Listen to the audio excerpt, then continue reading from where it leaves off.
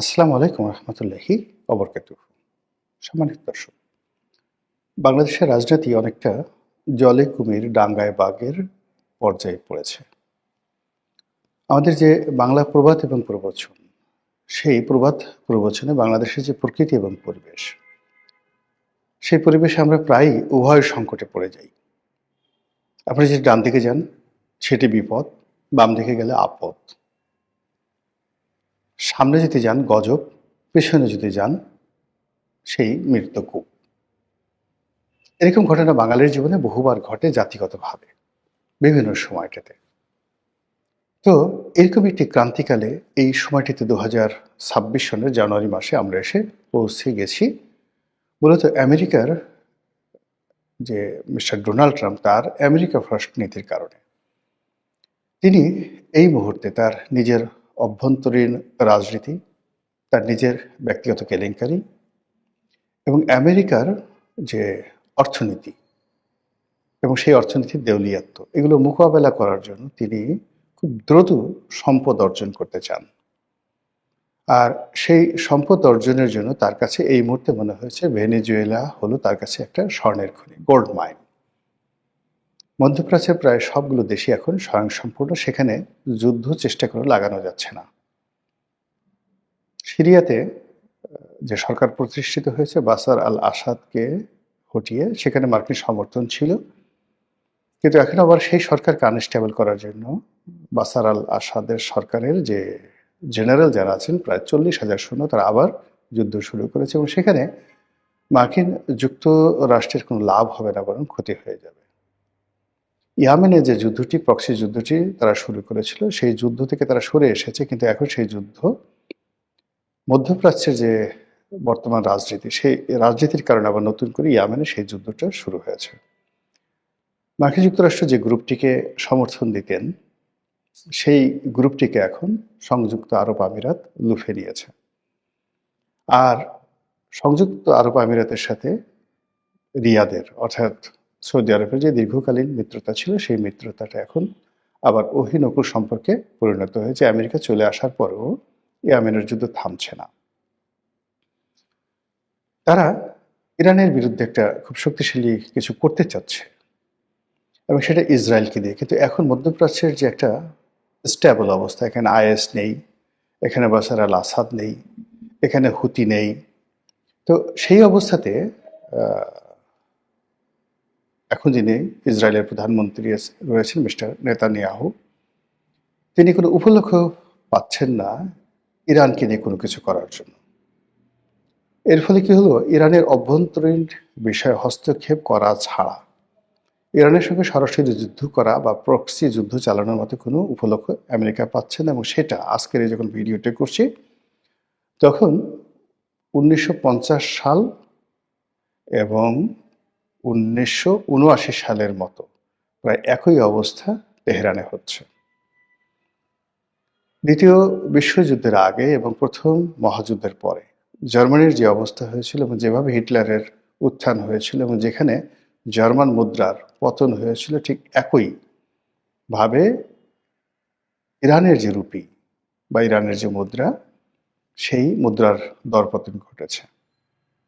মানুষ হাহাকার করছে এবং মানুষের রীতিমতো জীবন জীবিকায় টান পড়েছে। ফলে তারা ইসলামিক রেভলিউশনের বাইরে গিয়ে নতুন একটি বিধি ব্যবস্থার জন্য রাস্তায় নেমেছে, যদিও তারা সবাই আমেরিকা বিরোধী।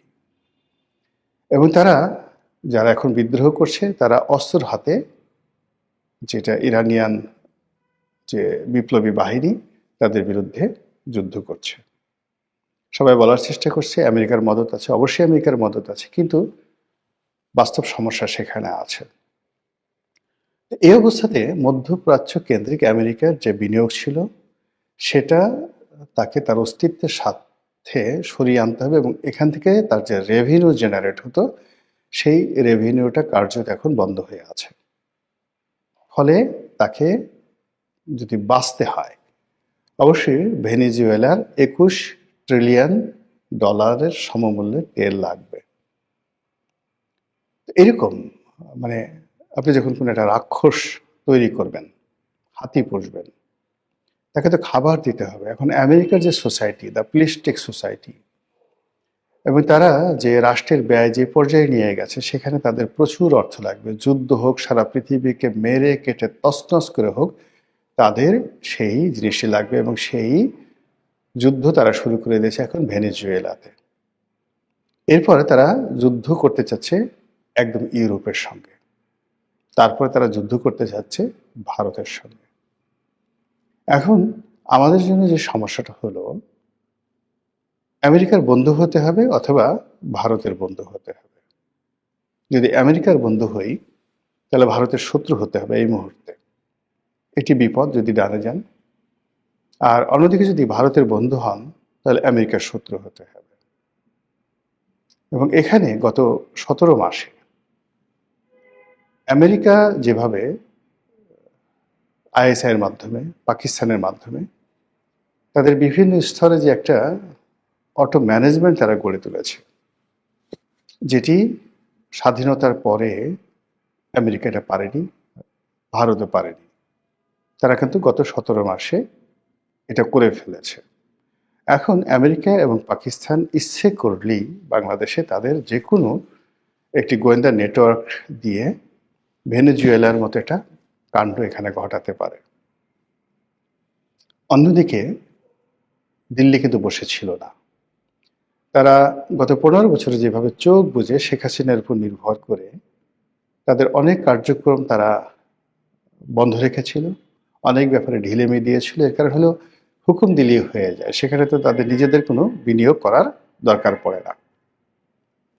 সেই কাজগুলো দিল্লি করার পরে যখন তাদের পুরো পররাষ্ট্রনীতি, কূটনীতি, তাদের যে গোয়েন্দা তৎপরতা বাংলাদেশকে ঘিরে সব কিছু মুখ থুবড়ে পড়ে যায় 2024 সালের আগস্ট মাসে।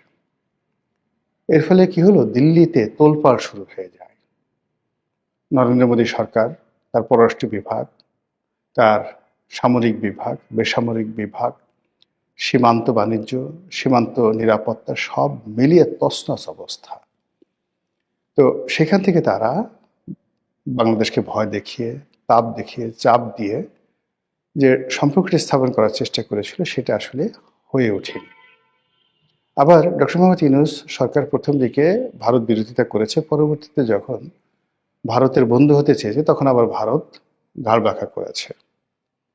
আর এখন এমন একটা অবস্থা হয়ে গেছে অ্যাট দিস মোমেন্ট 2026 সালের জানুয়ারি মাসে, আমেরিকা এবং ভারত তাদের সর্বোচ্চ আকর্ষণ দিয়ে, এটাকে আপনি গ্র্যাভিটি বলতে পারেন বা মহাকর্ষণ শক্তি বলতে পারেন, এটা দিয়ে এখন বাংলাদেশকে টানবে তাদের পক্ষে। এবং সেই পক্ষে টানার জন্য যত রকম অনার সৃষ্টি তাদের করা দরকার, যেটি উভয় দেশই এই ব্যাপারে কিন্তু যথেষ্ট পটু। ভারত তাদের প্রতিবেশীর উপরে নানা সময় প্রভাব বিস্তার করতে গিয়ে সে সকল দেশে যুদ্ধ লাগিয়ে দিয়েছে। যেমন ধরুন নেপালে, শ্রীলঙ্কাতে। এবং শ্রীলঙ্কাতে তারা সৈন্য পাঠানোর ফলে সেখানে যে তামিলনাড়ুতে বা তাদের যে ভারতের তামিলনাড়ুতে এবং শ্রীলঙ্কার যারা তামিল জনগোষ্ঠী, সেখানে যে বিক্ষোভ এবং বিদ্রোহ শুরু হয়েছিল, তার কারণে রাজীব গান্ধীকে প্রাণ দিতে হয়েছিল এবং শ্রীলঙ্কার একজন প্রেসিডেন্টকেও কিন্তু মরতে হয়েছিল। তো কাজেই ভারত ঝুঁকি নিতে জানে।